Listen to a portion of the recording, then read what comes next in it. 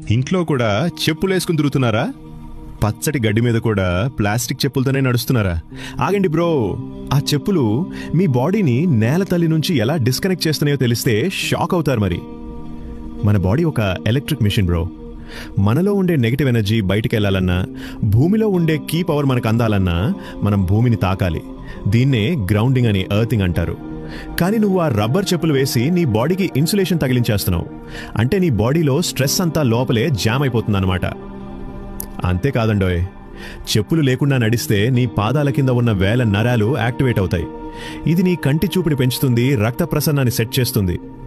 చెప్పులు వేసుకుని నడిస్తే అది కేవలం నడక, చెప్పులు లేకుండా నడిస్తే అదొక నేచురల్ థెరపీ. నీ ఫోన్కి ఎర్తింగ్ ఇస్తావు, అరే నీ బాడీకి ఎందుకు ఇవ్వ బ్రో? లాజిక్ మిస్ అవ్వకండి బ్రో.